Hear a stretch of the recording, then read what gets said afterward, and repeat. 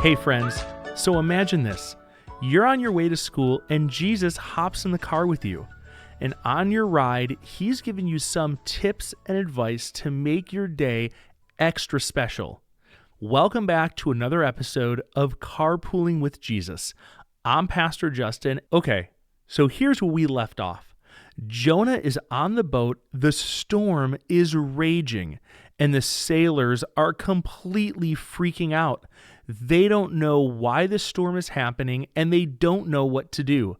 So they decide to figure it out the only way they know how. Let's listen to what happens in Jonah chapter 1, verse 7 and 8. It says, "Come on," the sailors said to each other, "let's cast lots. Then we'll know who is to blame for this trouble we're in." So they cast lots, and the lot singled out Jonah. Then they said to him, "Tell us who is to blame for this trouble we're in. What is your business, and where are you from?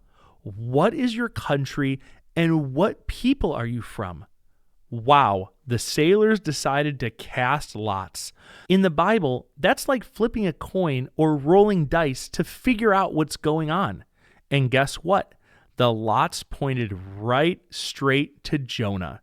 And the sailors started asking him tons of questions because what they really wanted to know was, what did you do and why is this happening?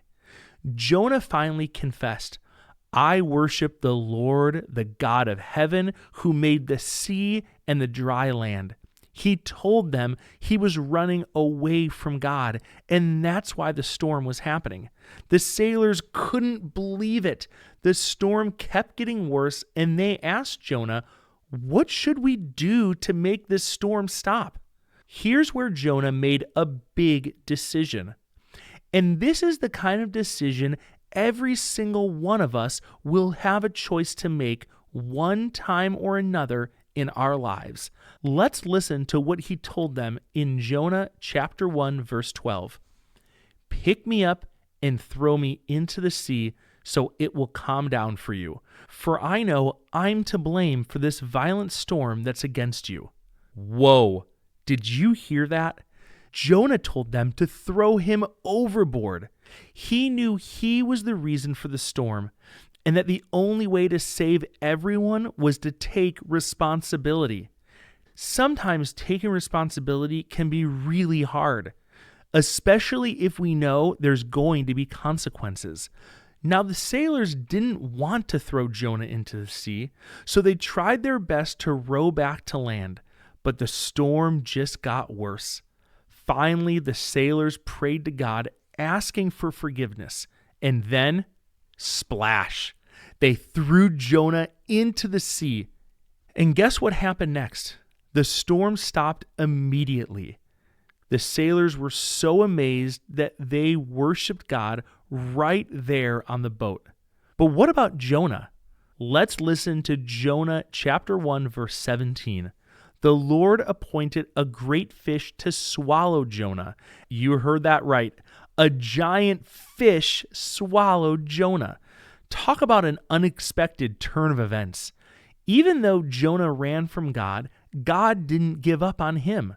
Instead, he gave Jonah a second chance to make things right. This is a big lesson for today, because even when we mess up, God is still with us. Have you ever given someone else a second chance? Maybe they lied to you or made some kind of a mistake that really hurt your feelings.